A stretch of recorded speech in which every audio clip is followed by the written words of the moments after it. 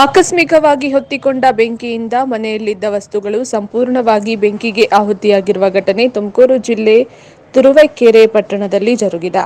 ಯಶೋಧ ಎಂಬುವರಿಗೆ ಸೇರಿದ ಮನೆಯಲ್ಲಿ 30,000 ನಗದು, ಟಿವಿ, ದವಸ ಧಾನ್ಯ ಸೇರಿದಂತೆ ಹಲವು ವಸ್ತುಗಳು ಬೆಂಕಿಗೆ ಆಹುತಿಯಾಗಿದ್ದು ಲಕ್ಷಾಂತರ ರೂಪಾಯಿ ನಷ್ಟ ಸಂಭವಿಸಿದೆ.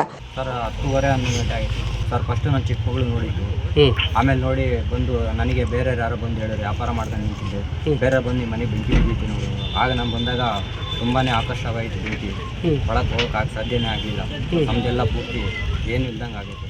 ಸ್ಥಳಕ್ಕೆ ಅಗ್ನಿಶಾಮಕ ದಳ ಸಿಬ್ಬಂದಿ ಭೇಟಿ ನೀಡಿ ಕಾರ್ಯಾಚರಣೆ ಕೈಗೊಂಡಿದ್ದಾರೆ. ತುರುವೇಕೆರೆ ಪೊಲೀಸ್ ಠಾಣಾ ವ್ಯಾಪ್ತಿಯಲ್ಲಿ ಘಟನೆ ಜರುಗಿದೆ.